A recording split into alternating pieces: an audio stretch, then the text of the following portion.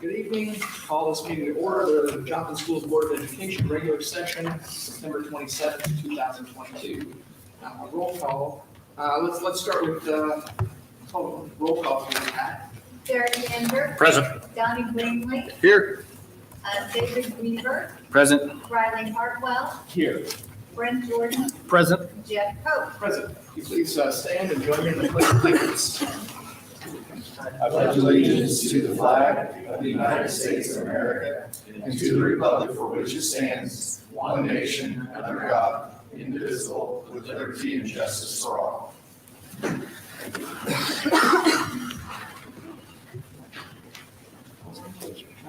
I would entertain a motion to approve. So moved. Thank you, Derek. Second. Thank you, Riley. It's been moved and seconded to approve the agenda. Please vote. Yes. Yes. Yes. Yes. Yes. Yes. Okay, that motion passes. First up, we've got celebrations. We had our Jung Press Box ribbon cutting. Dr. Michael and Jerry Lynn Joseph's generous support turned Joplin School's dream of an updated and upgraded press box into a reality for Joplin students and patrons. It's a great night and a great win. Thanks to the generous contributions of the Josephs, along with community and Board of Education support, Joplin Schools is proud to reveal a fresh new learning and workspace for JETHD students, student broadcasters, and local media to perform their Friday night duties. And next up, more to ag and farming. The 8th annual Joplin FFA Agricultural Expo successfully enlightened students about the constantly changing world of agriculture. The vendors promoted local opportunities in the ag industry that employ about 20% of the workforce. Next up, we have the Senior Sunrise. The Joplin High School class of 2023 gathered to welcome a beautiful senior sunrise in mid-September. This Joplin High School Student Council tradition celebrates the seniors' final year in Joplin schools and the community they formed.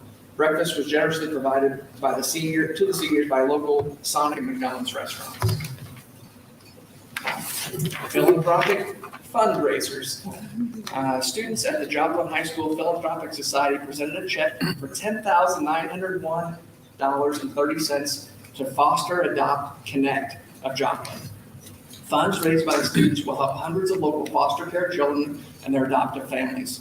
The student-led organization was formed last year in conjunction with the Joplin Regional Community Foundation's Philanthropic Society. The Joplin High School students researched local organizations before tackling a series of 3 fundraisers during the 2021-2022 school year. Their goal for this year is to expand even further. And then it's hard to get this done. You can't see the word. Yeah. It's got the silent P in front of it. Yes. Let's try. So, But you pronounced it correctly.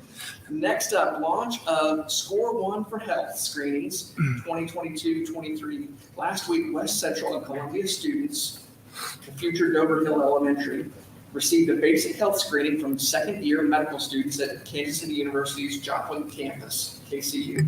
The screenings included blood pressure, height, weight, vision, a physical assessment, and dental check. KCU students will provide health screenings to every elementary school in Joplin schools before the end of the first semester. Fantastic partnership. And masters of their trade. Lourdes Hasty, Kim Mark, and Maria Gomez were all honored at the Missouri School Plant Managers Association annual conference.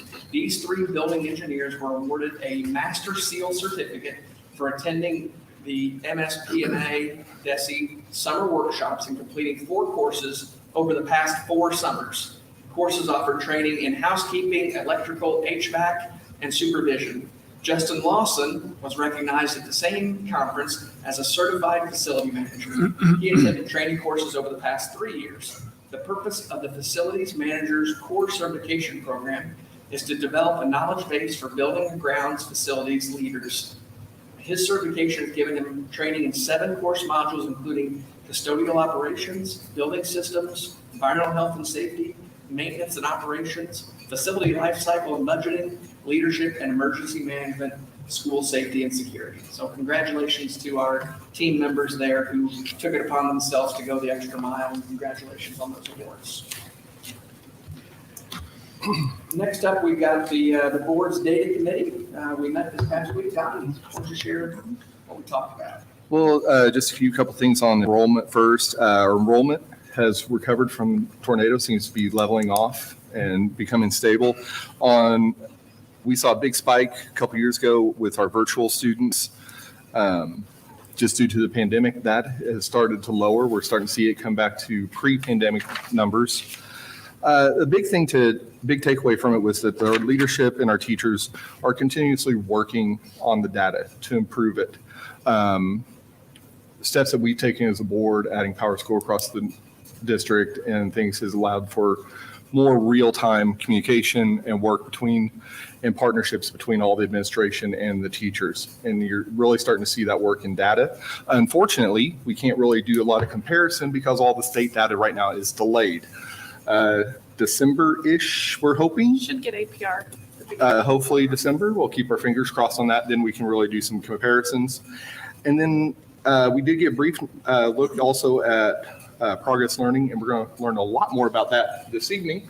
We're hearing a little bit. Matters. Performance matters, yeah. So looking forward to that and seeing what that has in store for the district. Fantastic. It was great to have over 40 professionals here together, going through the data and making sure that we're not letting data get in the way of learning, but help it to facilitate learning. So thank you very much. All right, now on to the superintendent's data report. Okay, we have a construction update first. Aaron's here.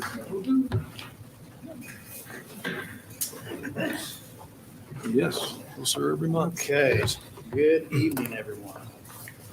Nothing but good to report. Ceiling baffles.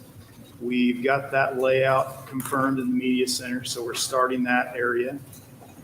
Working on the kitchen services, epoxy flooring. That is our main focus right now in Area A.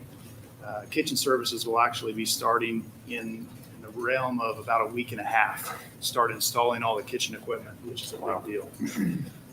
Painting, lots of painting going on, color going on the walls, flooring throughout the building. It's great. There's been a few issues here and there, but nothing we can't tackle, and we're knocking that out. Lighting, all the lighting throughout the building is being installed as well. If you drive by at night, you'll probably see lots of lights on. We do that for not only security, but there is a burn time, so to speak, that you got to work those lights in. Also site work, a lot of site work going on, especially on the south side of the building, playground area. So it's starting to look really good and come together. Photos, of course, the front of the building. Another notable note, I guess, asphalt. Asphalt's going to get started on October 17th. And that's going to be parking lot as well as the road. We've only single coursed the road. We did that on the front side of the project. If there's any damage, we could fix it. So we're going to go ahead and complete the asphalt starting October 17th. Lots of awesome work. I say this every time, but I love the masonry on this project. It just really ties everything together. In front of you, the big picture, that's the cafeteria area. So this is more towards the loading dock and back side of the loading dock area towards the playground. We have been installing concrete almost every day. There's a pour back there. So lots of concrete, lots of visual stepped, tiered areas in the back. Also, you can see the fencing has commenced. Lots and lots of fencing. Topsoil, you can see that as well. I think there's in the neighborhood of 200 loads of topsoil being brought in. It's quite a bit. Also, the large photo on the left, that's part of your playground. You've got a lot of moving pieces to the concrete. There's lots of circles, lots of visual excitement there. The big poles in the big center photo, that is part of your shade structure back there. More work around the building. Joplin Eagle, that's actually going to be on the well, after tonight, we're going to put it on the southeast corner as well. So you're coming over the viaduct and you'll be able to see that. Everyone will be able to see that. That will be a lit sign as well. So at night, it's really going to glow. It's going to pop.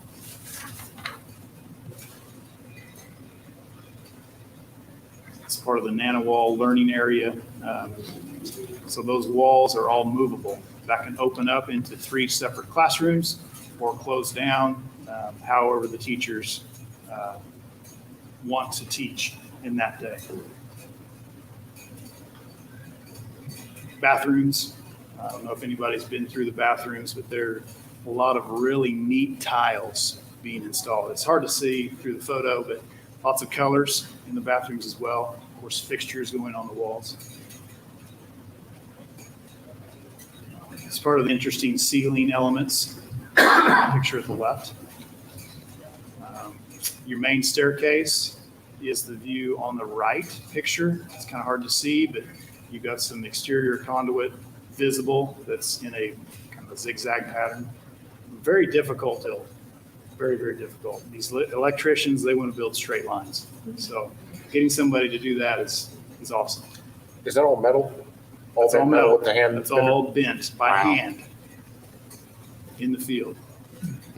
So colors throughout, obviously every pod or area has a different color associated with that. So for instance, first grade may have blue, second grade may have green, there's a yellow, there's the aqua color. The media center area, blue going down the hallways. Some more blue. Picture on the right is polished concrete. We've gotten that started through the hallway areas. It's looking very, very nice. There's another photo of the polished concrete. That's in the art area. Of course, the gym. I love the eagle on the south wall of the gym. There it is, larger photo. That's hand painted. Was it hand painted? Yeah. So what Projector? they did, they projected it onto the wall and hand painted by an artist. Other notable dates, we've got Area B first floor, which is the 2-story area. First floor complete mid-October, so we're nearing in on that. Area B second floor complete the end of October, a couple weeks variation.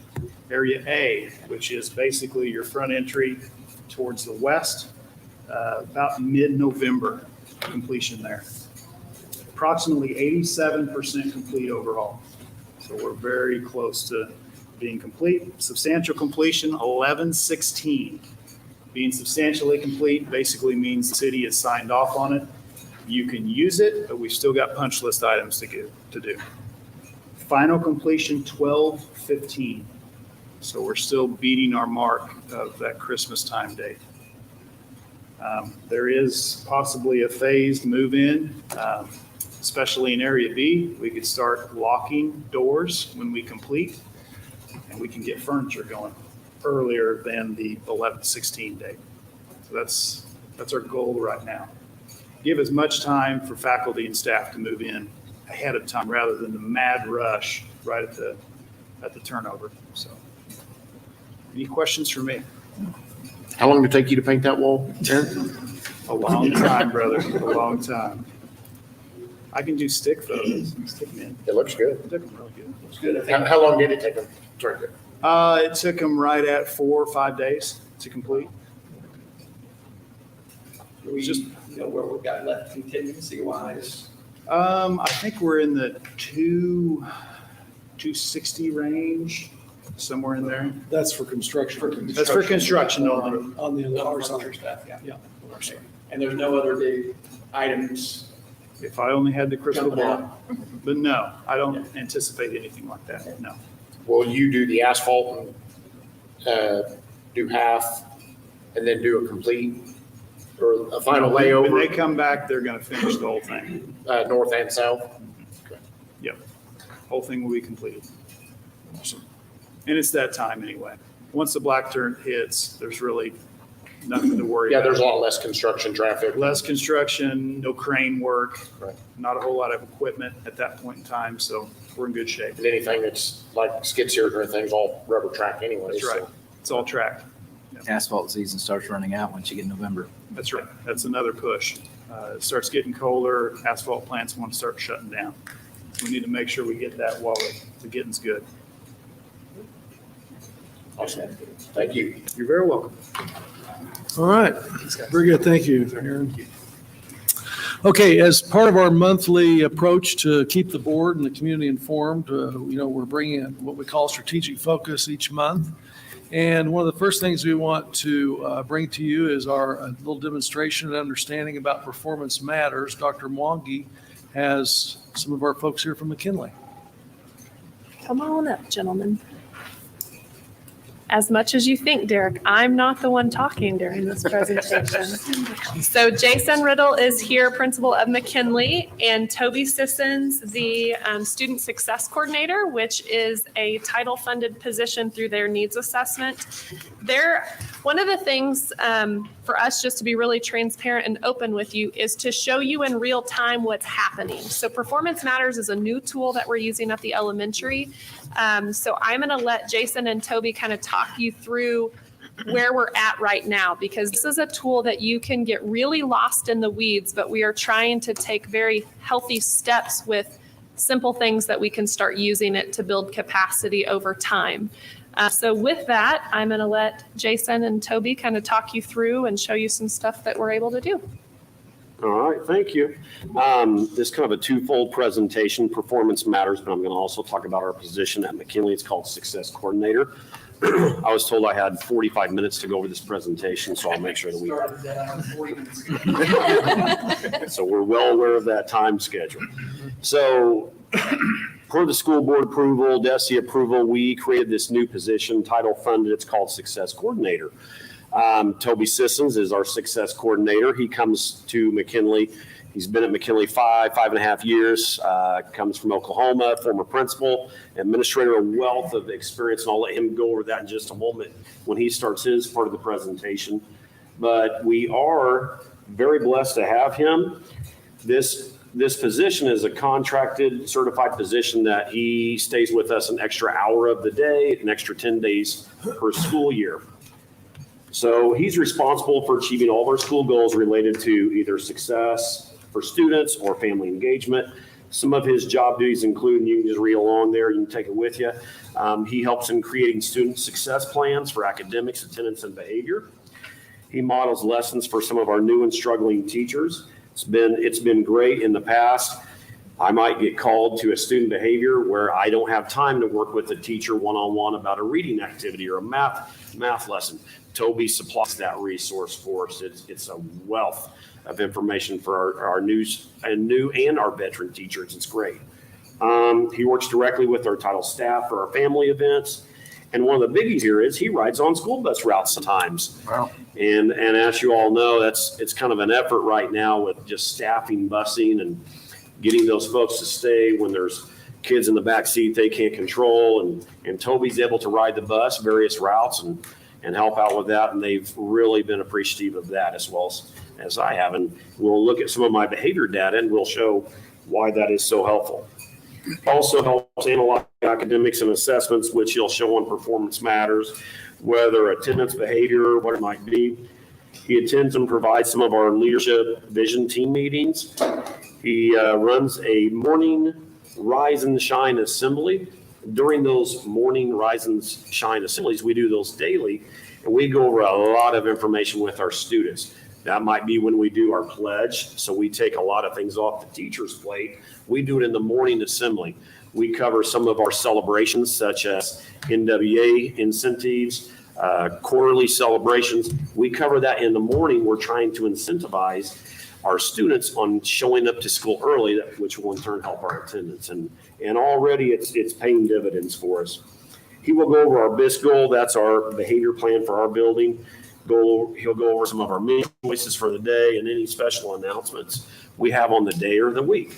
So it's really been advantageous for us. We were trying to figure out ways last year on how to include these advisory lessons throughout the week. and teachers just didn't have time to cover it. So now we do. We can cover it, whereas before we would have kids come in and just sit. They would be talking. Maybe we have to split some kids up because they're getting a little too rowdy. Now we've got 1st through 5th grade sitting in a morning assembly, going over advisory lessons, going over things that are very productive and helpful for them. So I'm going to talk about some attendance data as well as Mr. Sissons, but so far we've only been in school about 5 weeks. Last year at this time, our attendance was 93.18%. Right now we're at 94%, and that's with us only creating maybe a small handful of student success plans for attendance, maybe 3. So the more plans we create, we're going to be able to attack this attendance more vigorously. On our behavioral referral, last year at this time, we had 33 referrals. This year we had 28, which at first on the surface, they don't seem like very much, but when you start adding 5 per month, we're adding 45, 50 referrals. We're doing a decrease of that. And that also is with just, I think we've got 2 behavior plans. So the more of those that we're able to create, we think we're going to be able to attack that and get a bigger decrease in referrals and a bigger increase in attendance. So I think that's all of our goals for all of our districts. So, but with that being said, I'll turn that over to Toby and wow you with his performance matters data.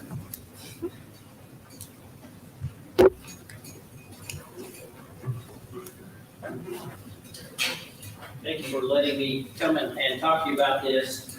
Like Mr. Riddle said, Performance Matters is a tool that we can use. We talk about our morning assembly. One of the things that I think that our morning assembly helps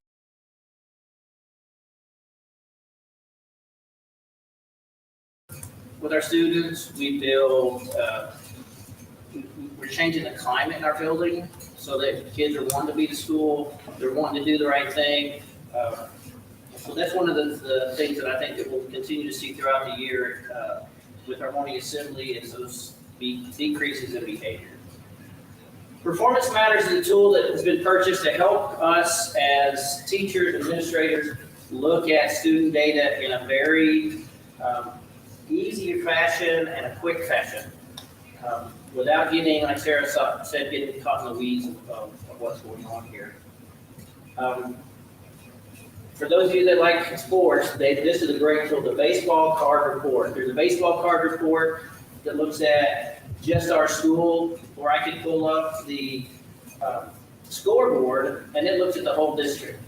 So someone in Sarah's position that wants to look at information all across the district, she can pull up these exact same things that I pulled up to just look at McKinley, and she can look at that all the way across the district and see what kind of trends do you see, what kinds of things stick out and say, oh, that's something that we need to look at. And initially, that's what this has done for me is it's just, and real quickly, I can pull some things up and look at a child and say, are we looking at this child for gifted and talented? Are we looking at this child for our problem-solving team? And what I've done here, we were able to change the ID right here. So it says student ID, so you can't see any of the students who they are. And we're looking specifically at 3rd grade. That's where I came out of, was 3rd grade. This first column is the students who are currently in 3rd grade. It's when they took the NWA test in math as a 2nd grader in the fall. So we head back to previous year's fall score. The second column here, this is their NWA score for this fall. So you have a year to a year score comparison. This particular column is their first common assessment. Each grade level has common assessments that the district has developed in reading and in math. This is the 3rd grade first math one. It is multiplication, division, and can they draw a picture that represents either multiplication or division. So there were 3 different standards that they were tested on. The last column is attendance. And this is any student that has an attendance rate of less than 90%. And so just very quickly, what you can do with this is you can tell it, I want to look at it by, I want to sort it A to Z. So when I sort it A to Z, it comes up with the students that are in most need first. If I sorted at Z to A, would switch them around. These are going to give your students that are scoring at the top. The blues are advanced, greens are on grade level, yellow is approaching grade level, and the red is far below grade level. But if you look at these kids here, and one of the first things I noticed as I'm going down through here is there's a student that's had the same score from from first year to the second year, and it was, where did she go to? Well, this one right here, they went from 163 to 168 over the course of the year. NWA expects a student to grow 13 to 15 points in the course of a year. So we can look at that real quick and say, all right, they didn't meet their growth goal. What do we need to do for this kid? Then we can look over, you can keep looking into this column of how did they score on their that first assessment. We can look at, did attendance play an issue of how they scored? So that's just some real quick things you can look at. You get down here at the bottom, we see this student here that's 100% mastery on that first assessment, high scores. So does this child need to be tested? Are they already in our gifted program? Do they need to be assessed for gifted? Because that pops out just really quickly. All of these scores down at the bottom, which are blank, these are all students that have moved into McKinley since the end of this year. They were here at the beginning of last year, but they're here at the beginning of this year. So we have, it shows real quickly how much mobility that we have in our building. And then here, where we have several students here that have already missed days. Look how many of these students were not ours last year that have already missed a lot of days and will be having attendance plans written to try to improve their attendance. So just very quickly, you can see there's 1, 2, 3 of those students that weren't there the day that we took the first math assessment. So attendance it plays a big role in what we're able to do. If we don't have them, we can't teach them. We all know that. So just very quickly, I pulled all of this information up in probably 7-10 minutes one Friday when we first looked at that. Yeah, you build whatever report you want, so the possibilities are endless. Will you explain the share button? Okay, this button right here, I can share this, I can copy this link, and then I could send it to Mr. Riddle, I could send it to All the third grade teachers in your building? yes, all the third grade teachers. If it was something that Sarah was looking at on the third grade, on the district level, if you go out to all the third grade teachers, here's how we scored on our assessment, our first assessment. And they will only see the students of which they are assigned to. So it's a way to build a report, share it with the masses, and who you see is who you are tied to in Power School. So it covers that confidentiality perspective, but allows us to have a similar report to all talk about. Some other things that you can do with it, with managing columns, I can look at student name, I can look at gender, I can look at ethnicity, I can look at free and reduced lunch students. So you can disaggregate based on several different things. Just very quickly, it's a matter of you just hit we want to look at free and reduced. You apply that, and then it's going to tell you every column if they're free and reduced or not free and reduced. And then you can tell that, I will look at those all together just real quick. There's some in sort. So here's all of my students that are free and reduced. So we get down here to the very bottom. What you can see here at McKinley, we have very few students that are not on free reduced lunch. And this is specifically in third grade. Fifth grade has also done their first common assessment. I can pull up the same information for fifth grade students and look at this same information for them just very quickly. Prior to this, how long did it take you to assemble a report like this? Prior to this, it would be getting the information from Mr. Riddle, pouring through pages of data, and then trying to put that into a spreadsheet. and then looking at it in that form. And how efficient is that? Not Full of you. It was, and it was very, very time consuming. I mean, you talk about man hours of teachers trying to do that, and that wouldn't just be one teacher. That's, without this, every teacher's having to do that to look at their data. Or if it's not the teacher, it's your building administrator having to pull that information to look for, to share with teachers. So this just very quickly can put that information in their hands. And they're adding more and more things to this. The scores from from previous year's MAP scores are starting to be added. So again, we'll be able to look at longitudinally. You can look at some data. Are we seeing trends over a period of time? That's one of the things that as a former administrator, we would look at data over a 4-year, 5-year period. Are we making progress? Because from year 1 to year 2, there may not be anything, or from year 3, but you can start to say, oh, here we started in year 1 and now year 5. It's never this, it's always this, but as long as we're moving there, we'll be able to see that. Something else that we've talked about in our building is not wanting kids to fall through the cracks, going from 3rd grade to 4th grade, making sure that we have something in place to help that kid when they go to the next grade level, so that teacher knows, so have they been through the VST process? Have they been through this? This application will help us to monitor those kids from year to year to make sure that we're trying to help every kid be successful. It's awesome. I like it. We believe in teacher collective efficacy. We believe in collaboration. And so this really is a tool to help our teams not have to dig into the weeds, and it's there, and then it's what we do with it in those conversations. So I've already had conversations with teachers about kids that we pulled up and looked at information and said, what can you tell me about this child? And so then we've been able to go through, like, okay, they're new. Have we gotten records from previous school? And then they leave the school secretary. We got records on this kid so we can find out where they were at their previous learning environments. And so if you, as the specialist in this, can you build a report that the teacher can just run then? Or do they have to build their own every time? I can, well, they would have to build their own, but we do the share button. I can build a report and give them the information. Yeah.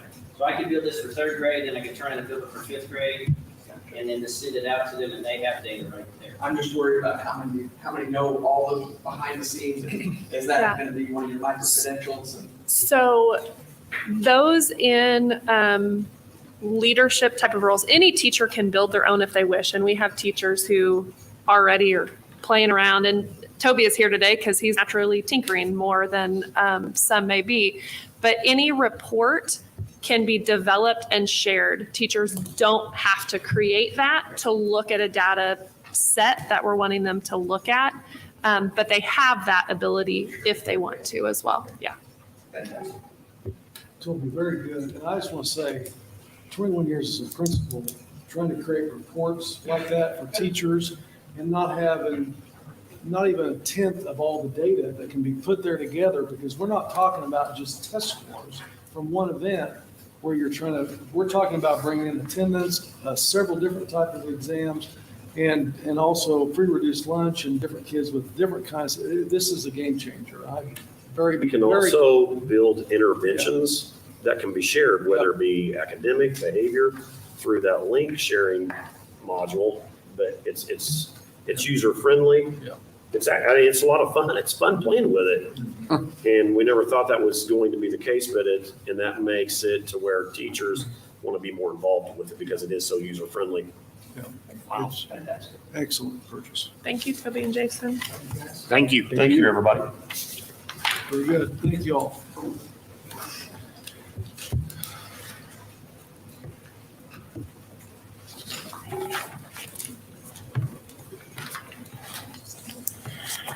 Sure. Shelley? On the health and dental, for the first 2 months, we spent $1,445,892.46 of our $7.4 million budget. Sounds like an awful lot of money. Kind of compared it back to last year for those 2 months. And actually last year was a little higher. So I think it's just the timing of a lot of medical things that go on. We are continuing to see, a few large prescription claims that have come in, or ongoing. Some of the monthly prescription amounts are enormous for some of our people, and we hate to see that. But otherwise, there's really not any significant changes. We will have our open enrollment took place. So starting with September, or actually it'll be our October, where we see new employees coming online. So we'll see hopefully more money coming through as for their health claims or health premiums that they're paying. But are there any questions?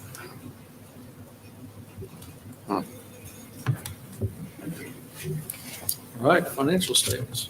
Okay, on the financial statements, one thing I wanted to draw attention to is everybody's probably noticing that, the Fed continues to increase the interest rate. So we have moved quite a bit of money over into our two MOSIP and NOCAT investment programs. Currently, or at the end of August, we had like a little over, $33.5 million invested.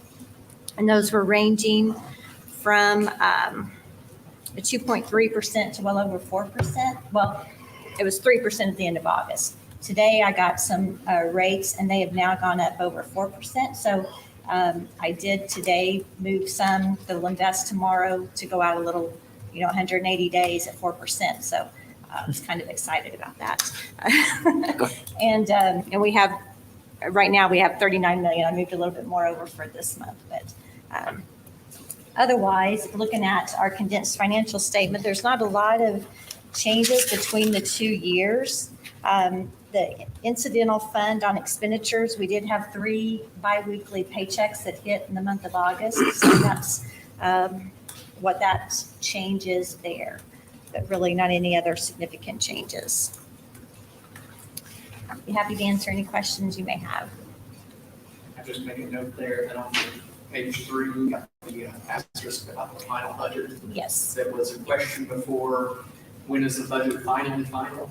And it's after the audit, so you can go back and make that the final. Yes, yes. And that probably won't happen until December, probably. I mean, the audit, they actually are coming Thursday for the first time. They'll be here for 2 days this week, and then in 3 weeks, they come back for 3 more days.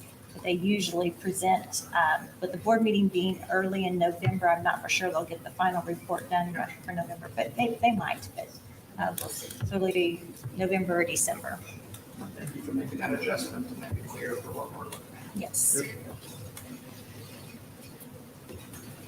Okay, all right, well, thank you, Shelley. Did you have any public comments? No public comments? I make a motion that we approve the consent agenda. Second. Thank you, Brent. Thank you, Derek. We vote. Yes. Yes. Yes. Yes. Yes. Yes. That passes on the consent agenda. Now regular agenda, we're back to Shelley.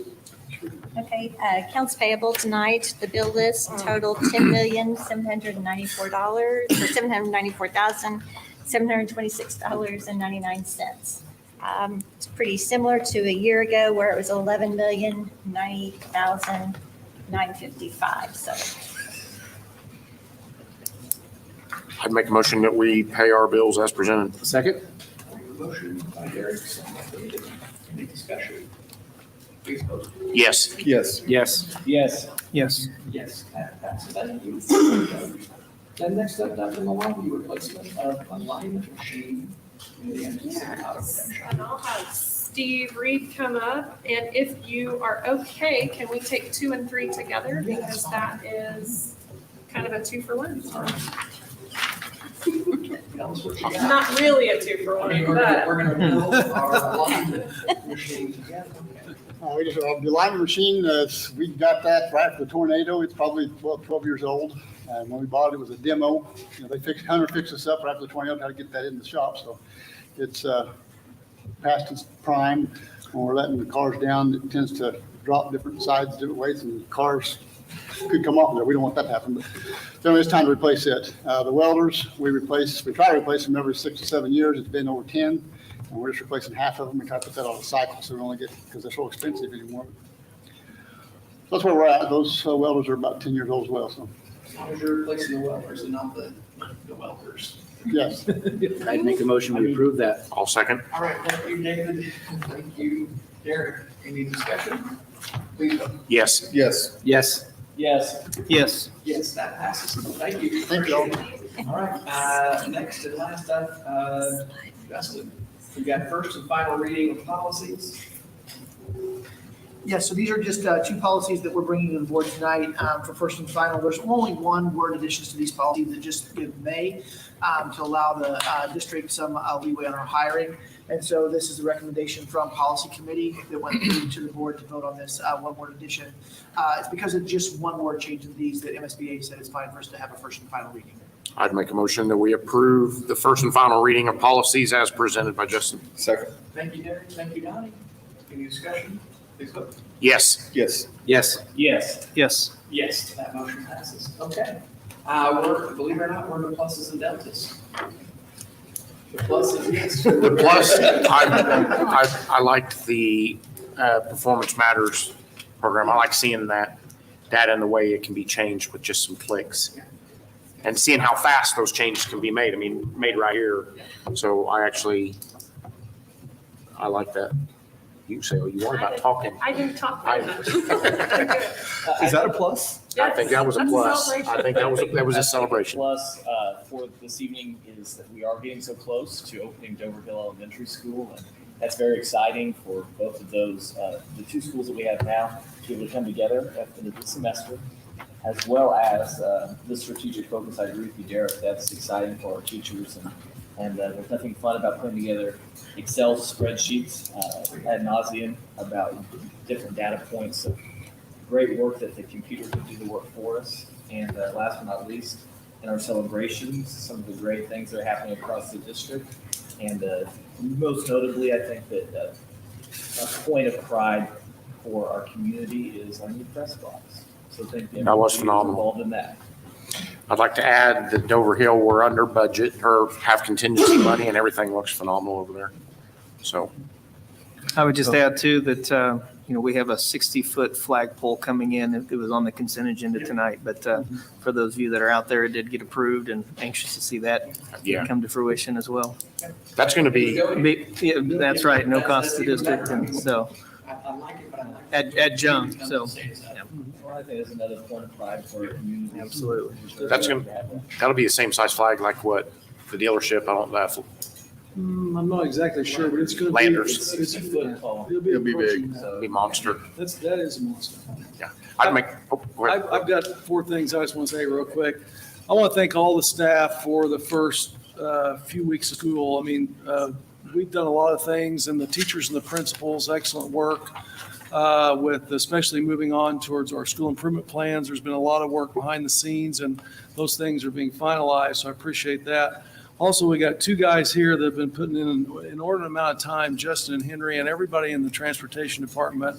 We all thank you because we know we're still understaffed and you're doing your best, and we have more coming. Thanks you, Matt, for working with them, and appreciate all the time you put in.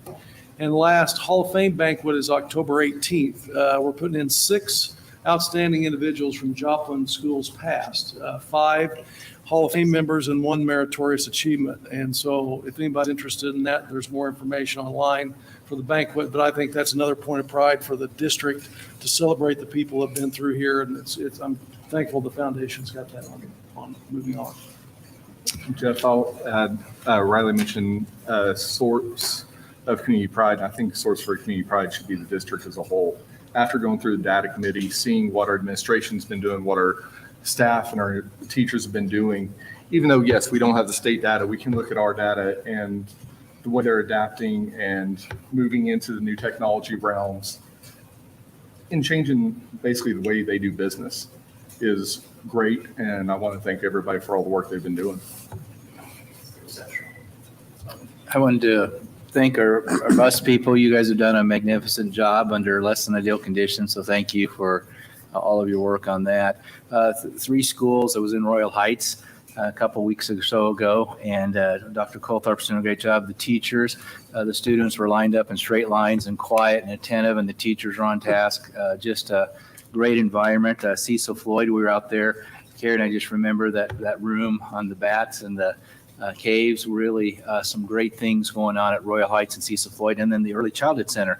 Mr. Garrett at Cecil Floyd, then Melinda Sinclair at Early Child, I believe, and they've got some great things going on up there and some emerging programs. Really thankful for those teachers and for those schools, and just appreciate their efforts. So way to go. I'd make a motion to adjourn. I'll second. Motion by Derek, second by Brent. Please vote. Yes. Yes. Yes. Yes. Yes. Yes, we're adjourned. Thank you. It's